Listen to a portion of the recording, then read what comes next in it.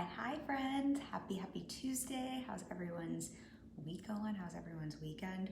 Any of you on the East Coast, kind of northern East Coast, have any effects from the hurricane weather that we had? I know some of you reached out to me and some of my clients reached out. We are very much okay. It kind of passed by us here in New York City. So we had a ton of rain and I had flood warnings. My phone kept on having those those alerts for the flood warnings, but other than that, we were completely fine. I know some people who lost power outside of the city, but other than that, so far I've heard all positive things, but you'll have to let us know if any of you were affected by that storm or not. So today we are going to talk about a really interesting topic. We're going to talk about the difference between quality and quantity and how this affects your creative prolific output and your business results. Hi, Miss Laura, how are you? Nice to see you here. Big heart back. And if you're watching now or on the replay, really gonna have an interesting conversation about this because I think it'll be really interesting to see what this conversation is about. I have a feeling from the title, probably, Laura, you'll have to tell me if you think when it comes to creative prolific output and creative output, being a thought leader, putting creative work out into the world, being a business owner, creating great results with content. I think that's a really great lens to look at this through. What do you think matters more for that output and for the type of results you're getting, quality or quantity? I have a feeling most people, seeing the title, most people who know me, who know my work, who know I'm one-on-one focus, I'm definitely I have to make sure I say this right, quality over quantity person in general. However, we're gonna look at this through a slightly different lens today because what I find is that it can be really confusing, particularly when we're looking at actually creating work. So the creative work we do, and we look at things like thought leadership and innovation, and where new ideas in business come from, and where that next $1 million idea comes from. And when we look at the type of great work, sometimes when we're looking at other people's work, we're like, where did that come from? I really want to unpack what's actually behind that, and it's a little more nuanced than I think can often seem. I also want to chat a little bit about the magic moment in art, and I'll explain what I mean by that a little bit more, but I think it's really relevant for all of us as business owners, and as a business owner, I really think we are creatives as well. We're all creating in some way. We're creating something out of nothing, and that magic moment we're going to talk about, I think it's a really interesting one, and I think sometimes it can almost seem like, how do you get to that magic moment? How do you get to that flow space? How do you tap into that like aha idea? We're gonna talk about that a little bit as it relates to quality and quantity. And I will share some just examples as well as how this shows up and how I've experienced this in business, as well as in I think I have some really good examples from acting as well. So I think a really great way to dive into this is actually a story I shared with a client last week. It is something that I believe this is based on actual research. If not, it still works for us. I heard it first. It's been shared in a couple different books. I'm actually taking a supplementary course for coaching with Rich Litvin, whose work I really admire, and just studying some of his work because I'm always wanting to sharpen my tool belt and deepen my mastery with my craft. And he shared this story as it pertained to something else. And I was like, oh, this is so great and I need to share it with you, and I've shared it with clients, so I will share it here, and then we'll use this as a lens to look at the difference between quality and quantity and how it affects your creative prolific output and your business results. So the story goes, or the research, I think this is actually based on a study, but a pottery teacher broke his class into two halves and essentially said they were going to be graded on their pottery work. I don't know, as a side note, has anyone seen the Great British Throwdown, the pottery show? If you're watching now on the replay, let me know if you saw it. I binged it over COVID lockdown, and it's where they actually make like pots, the ceramic pots, and it was very fun to watch. So that's the kind of pottery we're talking about here. So clay, when you throw it onto the potter's wheel and you make pots. One half of the class is told that they are going to be graded on one pot. They have 2 weeks, one pot. They're going to be graded on that. Maybe it's not 2 weeks. Maybe it's 24 hours, whatever the time is, but they're going to be graded on one pot. However great of a quality pot they can create, they want them to perfect it. They want them to make one excellent pot. That is what they will be graded on. That is the only thing that will be judged. One pot is what matters. The other half of the class is told to just make as many pots as possible. and they will be only graded, only judged on the number of pots they make to those specifications, nothing else. Quality doesn't matter, details don't matter. It's literally just the number of pots that are finished and completed. And who do you think, when it came to Judgment Day, which sounds so like dun dun dun, Judgment Day, but who do you think created the better quality pots of the two groups? The quality group or the quantity group? I mean, I feel like I kind of like led this by what the title of in our intro for our conversation today, but if you guessed that the quantity group created the better quality pots, you would be correct.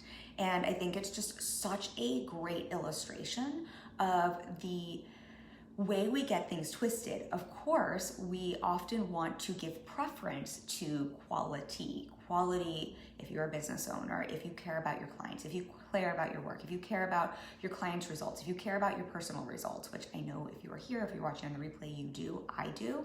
Quality matters to us, right? We care so deeply about quality. Quality is something that matters so deeply to me. And yet, oftentimes the way to create quality is very counterintuitive, as are most things in business and in life.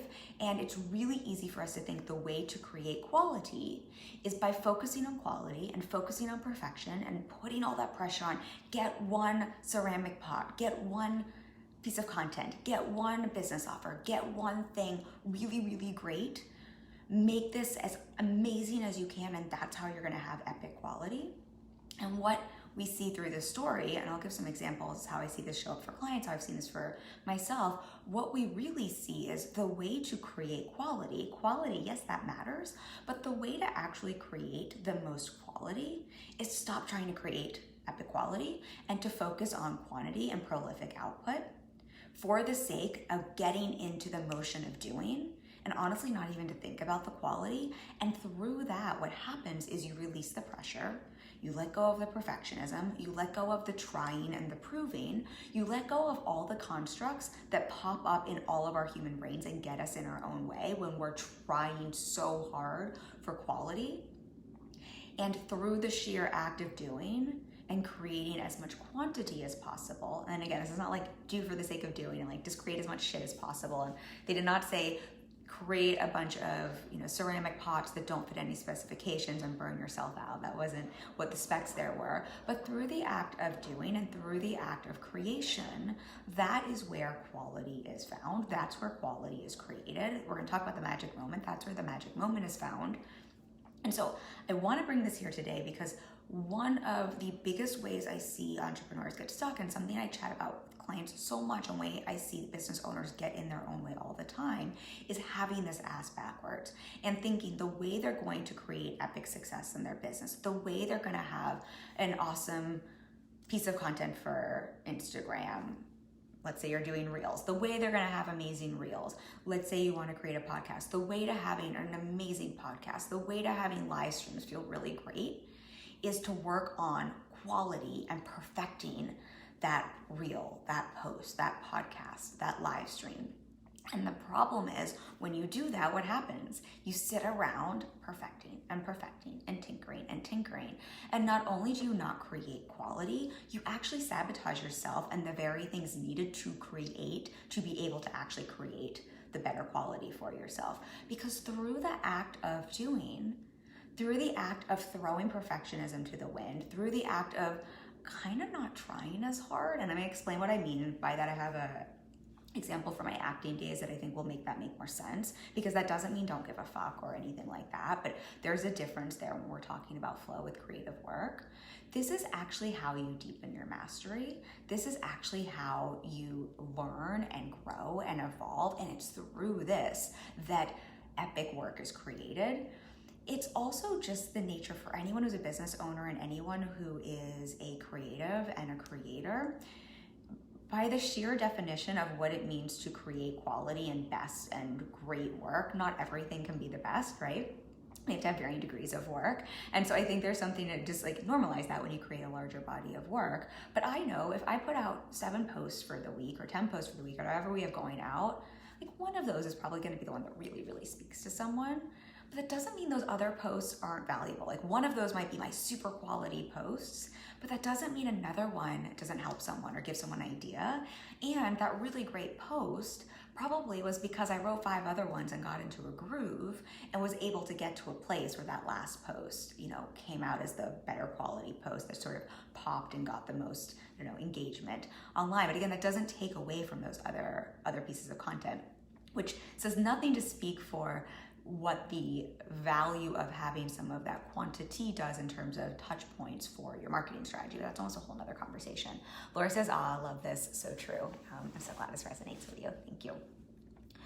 And I always go live on my phone, y'all. And it is like Murphy's Law. Whenever I go live, I either get a group text chain, and so like the messages are popping up over and over again, or a solicitor calls. So I just had to clear that so that I can be present with you and not have a group text chain popping up off the top. So I think let's break this down a little bit, because there's a couple key points I want to talk about here in terms of what's going on here when we're focusing on quantity instead of quality. I want to dispel a little bit of some of the things that aren't true when we think about this concept, and then I will give some more examples. So there's a lot here I want to talk about. We're going to try to actually keep this to 45 minutes. We'll see how we do today. Let's talk about the magic moment first, because I think it's the most exciting piece as an artist, creative type, as someone who, ex-actress in me, as someone who likes to write, as someone who likes to create. You'll have to tell me, Laura, you'll have to tell me, anyone else watching the replay, how you feel about this, if you enjoy creation. But do you know what I'm talking about? That moment when you're in flow, and it's like magic. It's a moment you almost can't describe, and you can't necessarily put into words in terms of flow, but it's when ideas and innovation, it's when stuff just sort of pours out of you and you're like, I'm not exactly sure where that came from. Where you're sort of like, there is a magic moment happening here. And I think anyone who is creative in some way, maybe you experience this on a coaching call if you're a coach, or if you're a therapist, if you're a painter, if you're a designer, there's a moment, I think it's referenced as a magic moment, but there's a moment when you're creating often where this happens. And I think it's when your subconscious is really tapping into the work. It's when you stopped consciously thinking about things. It's when you stop trying to muscle your way through something. When I was acting, this would often happen in improv. It's what I loved about improv, where you couldn't overly plan and overthink, and you're like, I don't even know how this is happening, but this magical scene is coming out of me. Or when I was acting, this would happen when you were truly in the work and you were dropping into the work and you were not in a rehearsed mode, but just responding, and things you could have never planned for would come. When you're writing, this is that moment where it's almost like the pen takes over or the keyboard takes over and the words are just coming, but you're not consciously thinking about them. I believe this is when your subconscious mind is taking over. For that magic moment to happen, right? This is where I think so often the best work all of us create, we'd almost call them a happy accident. You're almost like, I don't exactly know how that happened. Don't tell anyone.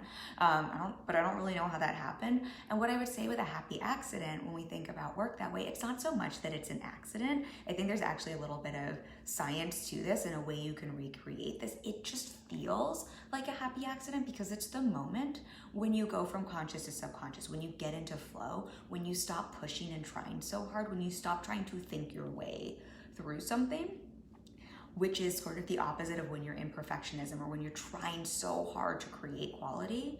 It's a little bit of when you're acting, and I'm using this as an example because I think it's really almost a helpful lens to see it outside of business, but when you're acting, a lot of times a direction that you'll get from a director is to throw it all away.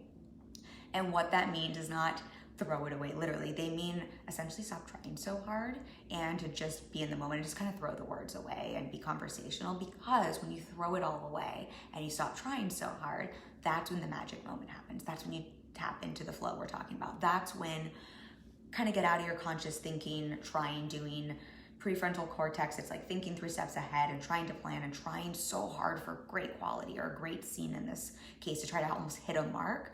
When you throw that away, that's when you tap into the subconscious. That's when the accidental magic moment happens. Let me know if this is making sense. The reason I bring this up is because this is where I really think our quality comes from, where the best content comes from in your business, where the best ideas come from. If you're someone who's looking for, an innovative new idea for your business, or your next business model, or your next course idea, or your next group program idea, or your next piece of content, this is where, why when you're in the shower, good ideas come to you, right? You're out of the conscious thinking and in the subconscious mind. You're just allowing things to flow without all of that filter and pressure. Hopefully this makes sense.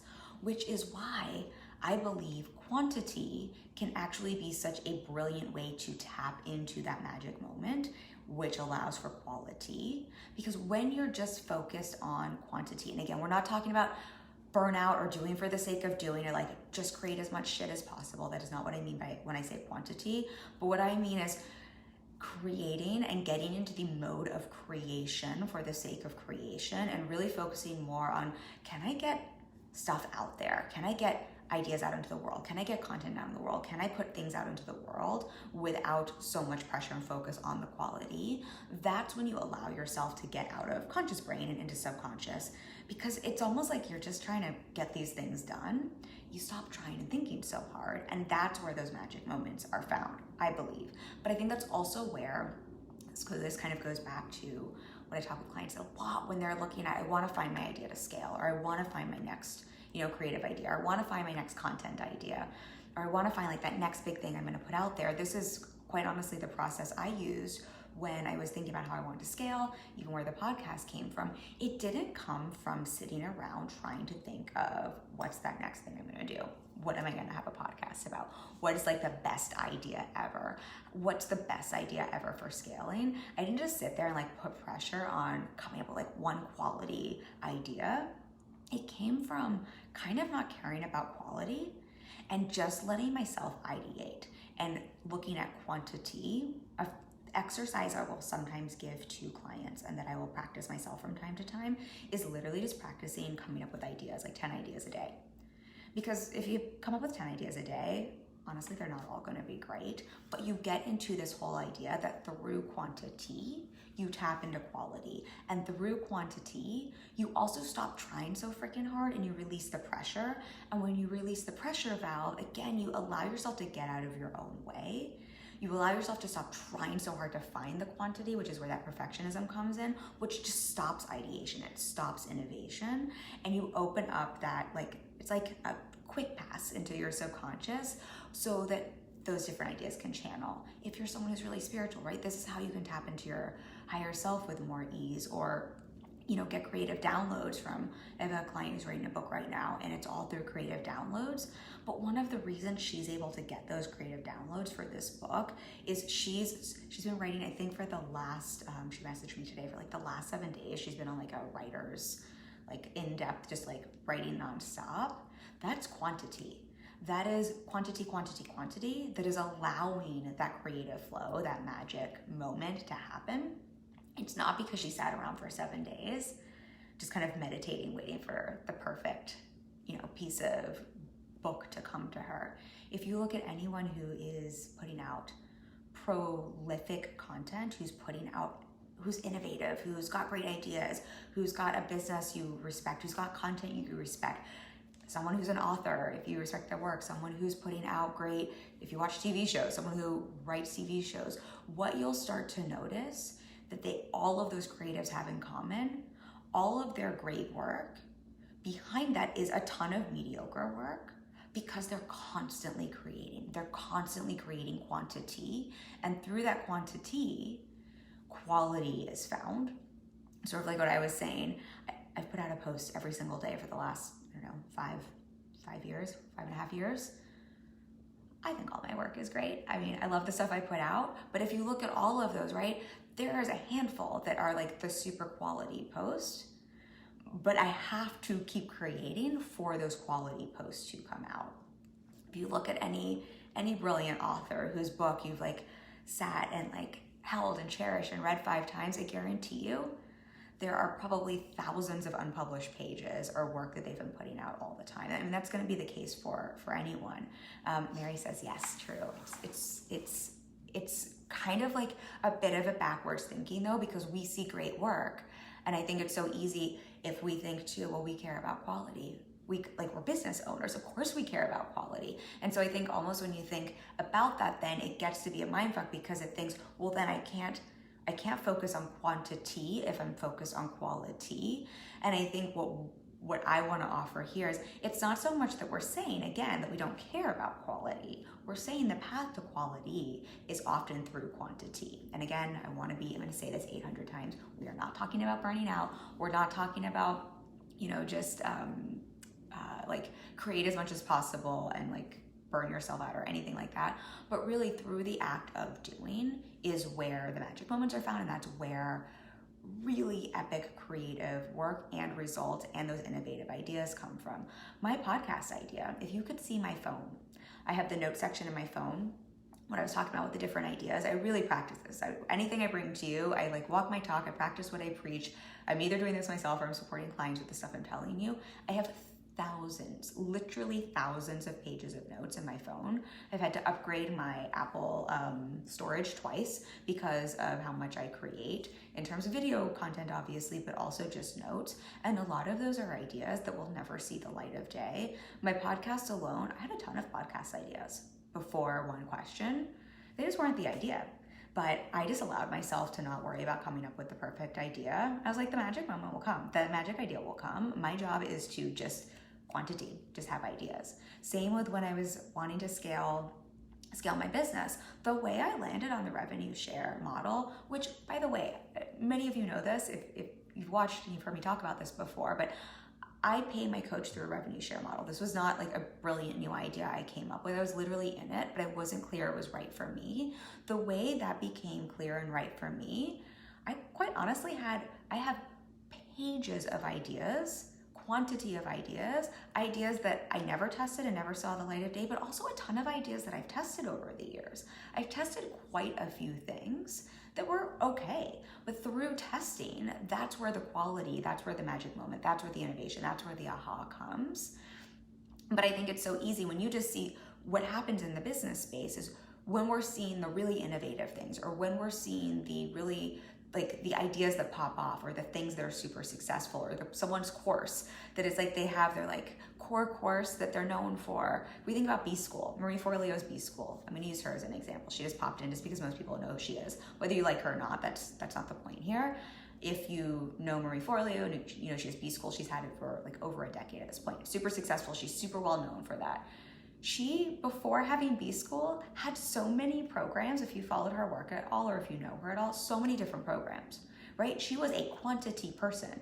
Forget about the just sheer amount of content she puts out. She was a quantity person in terms of even offers she was testing. And her innovation, her success, her core program that she's known for, that quality is the result of quantity on the back end. And then even in running that program, that quality is the result of running it over a decade.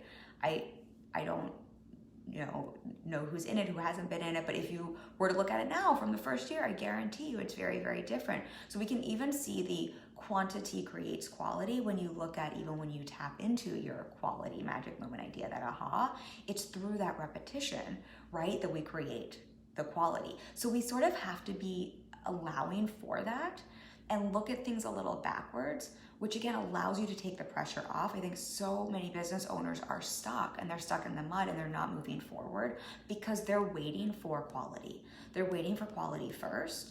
And it's sort of like they don't want to put anything out there until they have quality. They don't want to test anything until they know in advance it's quality. They don't want to think about an idea or brainstorm or create anything until they already know it's the idea, until they already know it's the best, until they already know, it's almost like we don't want to write a book until we already know we have the whole book done, or until we have the whole thing finished. And a book is written one line at a time. It's the same in business, and we just forget that. And I say this, and it sounds so almost obvious, I think, when we talk about it, except for this is something I'm talking about with clients in different ways all the time, because the most human thing to do, because it's a way to also protect yourself, is to latch onto this idea that quality is so important, because it is important. Of course it's important. We want to put out quality, but then to think, okay, I gotta wait until I have this quality, until it's perfect, to put it out there. And what we do then again is we end up hiding and stalling, and we unintentionally do the very thing that prevents quality from really being possible. Laura says the magic moment will come. The magic moment will come, and the magic moment will come as soon as you throw it all away, as soon as you let go, right? As soon as you stop trying so hard, which high achiever, recovering perfectionist, like I get how challenging that can sound and feel.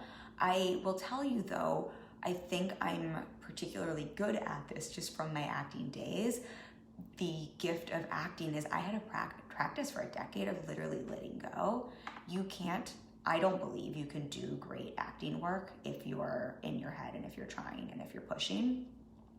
Like all of acting is about kind of letting go and throwing things away and not trying so hard. And when I say not trying so hard, again, this doesn't mean you don't care. It doesn't mean you don't want to create quality. It doesn't mean that you're not showing up. It doesn't mean you don't want to create epic work. It's just epic work is often on the other side of when we let go of like clinging on and trying so damn hard to make epic work.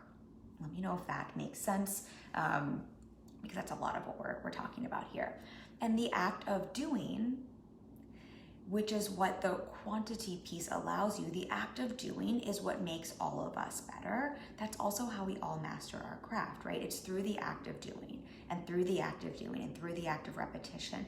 If you even think about mindset work, which this is not what this conversation is necessarily about, but if you even think about how do you rewire your brain, how does your brain learn in the first place, and then how do you rewire your thoughts? If we think about mindset work, it's through repetition. There is an element of quantity over quality, even with mindset work. I would rather you have kind of a subpar affirmation and kind of do subpar mindset work over and over again every day. We call this brainwashing in my world. We call it healthy brainwashing. Then do the best mindset work for one whole day and then stop, right? Meditation's the same way. For those of you who meditate, I'd rather you meditate for 5 minutes a day every day than do one quality session once every 6 months for an hour and a half. Working out. Isn't it better to have quantity workouts every single day? Aren't you gonna get in more shape and fitter if you do it every day than if like once a month you have a really quality workout? So you can see how this just shows up so many different places. Think about your personal relationships. Your relationships, the people you're closest to. If I think about my significant other, of course you care about quality. I care about quality of our connection. Like, we're getting married in a month. Like, nothing matters to me more than quality. But the quality of our relationship, part of the quality of our relationship is based on the quantity of how much time we spend together and how much effort we put in every single day. It's the quantity of almost not trying so hard in every moment. But it's all of those little moments, it is all of those quantity of moments that make up a quality relationship. It's also all of those quantity of moments, if they weren't great, if they weren't happening, that would break down a relationship. So again, quantity can really help create quality. A lack of quantity can also break down quality. But that does not mean we don't care about quality. It's just sometimes the path to quality. All right. I know I'm hitting you over the head with this, but I just feel like it's really helpful to see it in different ways. And it's also, I think, how we just all get so much better at everything in our lives, and where so many of us can unintentionally sabotage the opportunity, the potential we're sitting on the edge of simply because we're waiting for the quantity first. I have to talk about I think I've done a bite-sized biz lesson on this, but I often talk about how often that want to know the answers in advance is one of the biggest things that keeps entrepreneurs stuck, because they're not trusting themselves. They just want to know everything's okay in advance. I think actually I have a bite-sized biz lesson coming up this week about that. Maybe I did one last week. It doesn't matter when. This is the same idea, right? That want for quality first is what prevents so many of us from creating it in the first place. It's almost like we're sitting there waiting for the magic moment instead of going out and allowing for that magic moment to happen, allowing for quality to happen through the act of doing. The other piece I wanted to bring here that is really important when we think about quantity versus quality, both are important, but where the quantity piece comes in. Talk a lot about consistency. I need a sip of water, y'all. I just reread the Compound Effect, which is a really short book if you haven't read it before, by Darren Hardy. Maybe a little more masculine than what I usually read, but it's just such a great breakdown of the basics of the compound effect and the magic of the compound effect and consistency. And just a really like super short, really good one. I do recommend it. And it's funny, I was reading through this, and quantity, right? When we think about quantity, that's also what allows us to be consistent. If we're only aiming for quality, it's really hard to be consistent because there's so much pressure on everything being great. I'm going to bring this back to the book in a moment. But the example I have for this, if I think about the podcast is a new medium for me, and I want it to be great. I want to deliver you quality. I love it. I love sharing it with you. But I also know, like recovering perfectionist here, if I try to create a quality podcast, because it's not a live recording, and because I'm recording, like where you could edit, it would be so easy for me to record one episode 15 times and to really want to try to create quality through perfectionism and to like obsess or to like spend like 3 weeks on one episode.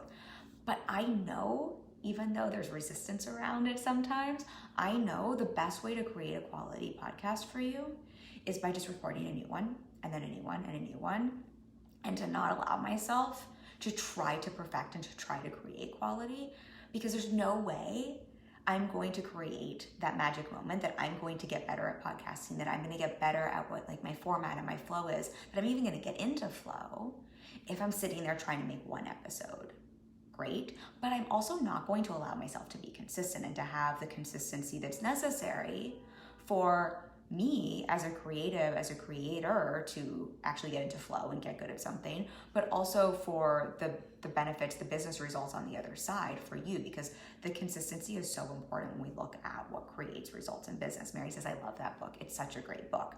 So bringing it back to the book and the consistency piece here, the other thing I find for all of us as creatives, and the reason I bring up this book is this concept was brought up in The Compound Effect, and I've written about this in the past. I don't know if any of you all have ever experienced this. When I wrote about this in the past, I was like, this is the best idea ever. I was like patting myself on the back. I was very excited by my idea, and I was reading The Compound Effect, and I was like, motherfucker, this is in this book. I didn't come up with this idea. I mean, I did come up with this idea, but apparently no idea is new. And so it was kind of cracking me up. So I need to give credit where credit is due. But also, I've written about this in the past. That's why I'm bringing up the compound effect. And that phenomenon, I think it happens so often, and ideas are in the zeitgeist and in the universe, but it was cracking me up. And the idea here, as it relates to quantity versus quality, and what we're talking about here with consistency, and how quantity allows you to have that consistency, which allows for the compound effect, which allows you to create mastery, which allows for that magic moment, is this idea of momentum. And if you think about physics, and if you think about the idea of an object at rest stays at rest, and an object in motion stays in motion, right? We've all heard this before. This is where quantity comes into play. This is where consistency comes into play. This is where we can see how the power of quantity allows for quality in your business and the results you want in your business, and the compound result that comes from quantity and consistency. Because if you're waiting only for quality, and if you're trying so hard to create quality, what happens? You get into inertia. You stop moving, right? Because you're essentially waiting. You're waiting for the lightning bolt to strike. You're waiting for that idea to come. You're like walking around, just like, but you've stopped your momentum. And an object at rest stays at rest. When you are in the process of creation and creating quantity, and you're kind of like, I know through this quantity, quality is coming, and you're in the practice of being consistent, what you're doing is you're in motion. An object in motion stays in motion. This is what creates momentum. It's not a secret. I think sometimes we're like, where does momentum come from? Where do people get all of these results come from? Y'all, I am not like, I think I'm really great at what I do, but I was great at what I did when I started my business. The reason I have the results in my business is because of what we're talking about here. I've allowed myself to sit in quantity and consistency, and I've allowed myself to be an object in motion stays in motion, which builds up momentum. And when you're in momentum, right, if you think about a ball, a rolling ball, it just picks up speed as it goes, and that's when you hit that compound effect. I'm benefiting from the compound effect in my business. that's kind of like, not to like make it, oh, it's not a secret, or there like wasn't thought to put into it, or there's not quality there. Everything we're saying here is right, that is what creates quality. But just to like make it seem a little simpler, but that means you have to allow yourself to get into motion, to allow yourself to be into motion, to allow for that kind of rolling, this is me rolling the ball down the hill, y'all, for that momentum to pick up, for that compound effect to happen. That's where the quality magic moment, that's where like, oh my gosh, why did someone just like have those epic results? How did someone seem like an overnight success? It's because of what we're talking about here. It is the magic of allowing yourself to get into motion by taking the pressure off, removing the pressure for quality, leaning into quantity and consistency, and through that quality comes. So hopefully that makes sense. The other thing with this, and I see comments, actually let's see, Mary says, I avoided videos and just go live so I don't allow myself to edit. And Laura says, LOL. I don't know which point she's LOLing to. It might be to Mary's comment or to something silly I said a couple minutes ago, because I was, oh, I know what you're LOLing to what I said about the book and how he stole my idea, even though the book's been out probably longer than that idea. And just to what Mary said, that's exactly it. But Mary, what you're doing, I mean, that's really brilliant, going live instead of avoiding video. Not that we necessarily want to avoid things, and I understand that, but what you're doing is you're allowing yourself to create quantity. You're allowing yourself to get out of perfectionism. You're allowing yourself to get out of what we were talking about, where it's so easy with pre-recorded material to get into the quality perfectionism loop and not create quantity at all. When I created Sell Out Without Feeling Like a Sellout, the 6 weeks course, each week is broken down into multiple videos. I know some weeks have like, I think there's between 3 to 6, and there's quite a lot of work there. And I was doing that with a full client load and recording those. And I remember, because I was not recording those live, my rule was I get 2 takes max. 2 takes max and no edits. Otherwise, I will never finish this program. I will never get the material out. I will never create something that has got a lot of quality and has helped so many people, because I'll be so worried about the quality of one video. And I think any course creator who's finished a course can tell you how important that is, to get into quantity over quality, and knows that's where the quality comes from. And yes, there's some perfectionism in that as well, but it's also like through the act of doing, this is where we're talking about with the inertia piece, right? If you allow yourself to get into motion, an object in motion stays in motion. So there's also something about when you're in the act of doing, it just becomes easier and easier to do the next one and the next one and the next one, right? It's so easy for me to create content at this point because I'm just in the motion of doing it.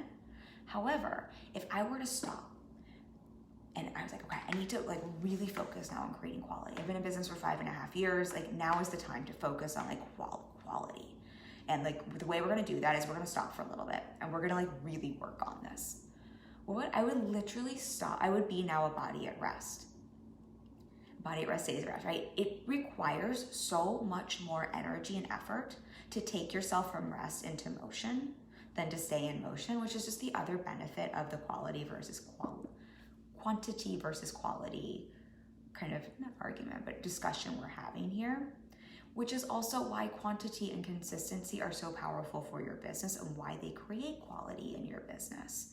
Because anyone who's ever been, maybe you've like worked out and had some workout regimen, has anyone ever experienced this? You go on vacation or you take a break or you get injured and you have to stop, and suddenly you want to get back into your workout routine.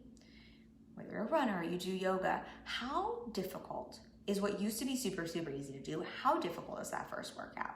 How difficult is it to like, not even the workout itself, but to get yourself into the motion of like, I'm now going to get up and like put on workout clothes and go out the door, maybe do it at home, COVID, but to do that workout, like to actually take yourself from someone who's like now not in motion, who's maybe like used to watching Netflix during COVID or sitting at your computer if you started working a lot, literally to be someone who's like, I'm just not in this habit of doing this. How much more effort does it take to have that first workout than when you are doing that all the time? You're sort of someone where it's like, yeah, I do this all the time. And if anyone has ever experienced that, I definitely have. I am a runner. I love my runs, but I know if I were to take a 3-month break from running, nothing would be more challenging than getting out the door and into motion for that first next run. Not even the actual run itself, but getting out the door for that. And that's what we're talking about here, which is why I love thinking about this through throw it away. Stop trying so hard. Quantity over quality. An object in motion stays in motion, right? Consistency is what creates the compound effect. It's sort of like the whole conversation here is really around you are going to create quality. You're going to create the results in your business. You're going to have that magic moment. You're going to have everything you want, the business results you want.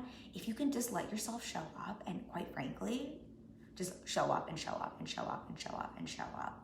And through that, kind of everything you want is on the other side of that. And the irony is, and I feel like I'm repeating myself in different ways, but I am doing so intentionally. It's sort of the quantity meta here. But I say this over and over again on this live stream because I have this conversation. I've been in business for 5.5 years. I've been a coach for 6.5 years. I coached for a year before I had my business, before I started a business and coached as I guess you would call that a professional. I've had hundreds of coaching calls at this point, like hundreds and hundreds. I don't even know how many. I had 100 sessions before I ever charged someone. So we're talking probably 1,000 maybe. I don't know, a lot of fucking coaching calls at this point. And what we're talking about here has come up so often. It's a conversation I have so much. It's something that just has so many people get in their own way. There's a reason the compound effect exists as a book. There's a reason this story about that we shared at the beginning with the pottery class, the ceramics class. There's a reason that has been shared in multiple different places. I Googled it before the live. I couldn't even determine for sure if it was a study or not because it's been shared so many places. There's a reason this conversation happens so much because it's such a hurdle for people across the board in every, landscape of life, but particularly as business owners and creatives. And we have to understand why. Part of that is because it's scary to put yourself out there. I mean, not to create a story, but it can be, right? You're putting yourself outside your comfort zone. It's scary to create work. It can feel hard to put new ideas out there. It's hard to and again, I'm not saying it's hard, you need to create a story, but it can feel really challenging to start a new business, to make an offer, to test a new idea that you don't know how it's going to go or how it's going to be received, if people are going to like it, to put content out there, all of these things. And so when you latch onto your brain I talk about this in so many different ways. Your brain is so sneaky. It just wants to keep you safe and in your comfort zone. And latching onto quality is such a smart way to hide in plain sight because you're basically saying you care about quality. Well, I just care about quality. It's really important. I'm starting a business. I'm a business owner. It's so important I serve my clients well and put out quality. I'm putting out a course. I'm going to charge people for it. It's so important this video be epic quality, right? That sound, wouldn't you buy that? Your brain is smart. But when we peel back the layers, we see what's really happening is your brain is saying, I am freaking out. This is scary. What if people don't like this? What if people reject this? What if it's no good? I know, just keep working on the same thing over and over and over and over again until it's quality, until it's perfect, right? That's the definition of perfectionism. And so we can understand why this happens. We just want to keep highlighting this so you can keep catching where this is happening in your business. And so you can see, oh, well, shoot, I'm kind of getting in my way here. Tanisha says so true. Consistency is everything. Consistency is magic, and it's so simple. It's so simple and it's so brilliant, and I love it because it makes business so simple. It really is everything. Okay, I promise I was going to try to keep this at 45 minutes, and we're past 45 minutes, y'all. So I'm gonna try to tie this up in a bow here. But to tie this up in a bow, my invitation with this conversation here is, again, it's not to say we don't care about quality. It is to say, of course we care about quality. Quality it's, I think, what all of us strive for. If you're here, you're high achieving. If you're here, I know you care about your work. Quality to me is quite, when it's quality versus quantity, my whole business in terms of values is quality over quantity. I have a small one-on-one practice, right? I do one-on-one calls. I care so much about quality. But what this conversation is about and what I want to invite you to think about is, where is your care for quality? Where is your want for quality? Where is that need for quality? unintentionally having you sabotage creating quality, by having you get in your own way, by keeping you from taking the very actions that actually create quality, which is quantity, which is consistency, which is kind of taking the pressure off and not trying so hard and throwing it all away, which is allowing yourself to get into the motion, stay in motion, to be in the action of doing. And again, we're not talking about burning out, but to be in the action of creation, to be a creator, and to know through that, you're gonna create a lot of stuff that's okay. But your okay work, here's the beauty of this, when you allow for quantity, your okay work, the level of your okay work is going to increase. And so my okay work now is so much better than my okay work 5 years ago, right? So the level of the overall baseline of your okay work is just going to keep increasing. Your overall quality will increase through repetition, and through repetition, through quantity. That's where that oh my gosh idea comes from. That's where suddenly when you stop trying so hard and you've churned out 300 ideas, you're in the shower and you're like, oh my gosh, I just landed on one question. This is the idea I want to have for the podcast. I don't know if I really had 300 ideas for the podcast, but that's where you allow your subconscious brain to kick in and do its work. That's where that magic moment where you're like, I don't know what just happened. This almost feels like an accident, right? Those happy accidents, they're not happy accidents. They're very much intentional. They just feel like accidents because you stopped gripping on so much and you're just creating so much, you stop paying attention as much. And so there's really something there, but you have to allow yourself to be in the act of motion. You have to allow for that if you want to create quality, I really believe. Let's see, Mary says, yes, so true. She says yes. So glad that's resonating with you. I will just, I keep wanting to say and another thing, and one more thing, because this topic is so near and dear to my heart. I will close with, I don't know how many of you know Brooke Castillo's work. She has a podcast, she's the Life Coach Podcast.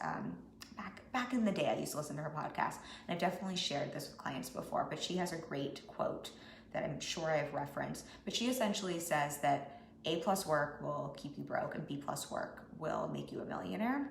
And it's kind of what we're talking about here. I did a podcast episode all about aiming for meh. I'll have to link to it, which is that same idea.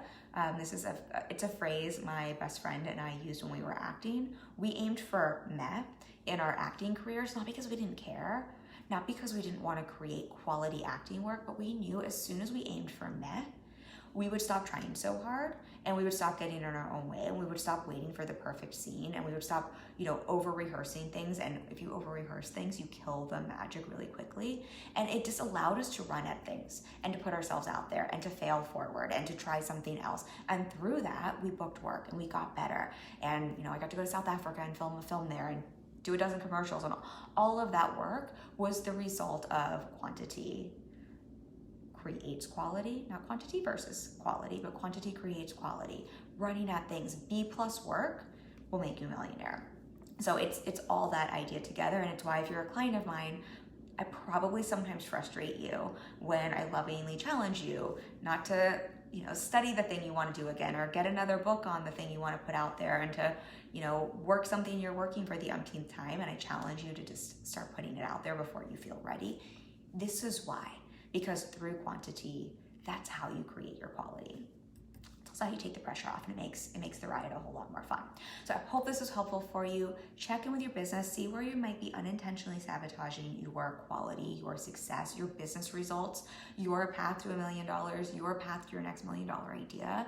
See where that might be happening because you're trying so hard and waiting for that quality, and see what would happen if you got into the act of out of inertia and into motion. And practice, I think this is not my idea. I'm sure every coach has a form of this practice, but try what it's like to just get into quantity. Let me just create as many ceramic pots as possible and not even worry about the quality. See what happens. Try that with your content. But also, I personally am a big fan of try every day for a little while. See if you can just write 5 to 10 ideas. Allow them, just the quantity. Don't even worry if they're good or not. It's really it will be impossible to not have the quality ideas come out of that and the innovation come out of that. Laura says, thank you, XOXO. Thank you for being here. Thank you all for being here live. Thank you for those of you who are watching on the replay. I love you all so much. I have to say, I appreciate you so much being here. It is such a joy to get to share this with you every week. I do not take it lightly. I know how loud and noisy our space is, so it means the world to me, especially since I am a little bit long-winded. So thank you for being here. And as a reminder, before I forget, next Wednesday, we have a free Q&A. This will not be in the Facebook group. You do have to sign up for the Q&A to get the Zoom link. It will be a private, call. You can bring your questions. I will answer them live. If you can't make it live, we will send a replay. You can email me the question you want me to answer, and I'll answer that live. I'm really hoping to make this a little more personal. I love getting to share content here, but I know sometimes the real questions that you need answered in your business are a little more nuanced. I don't believe in a one-size-fits-all approach in business, so I really want to be able to answer some of your questions. So join me, sign up for that. It's completely free. That is happening next Wednesday, and it's going to be a lovely, intimate experience, and I would love to have you. So I will drop a link for that. If you go to the top of the Facebook group and click on the banner photo, that will also take you to a link to sign up for the Q&A. And then Mary says, thank you for being here. Love you. I will be back next week with another topic for you, and for those of you who sign up for the Q&A, I will also see you next week.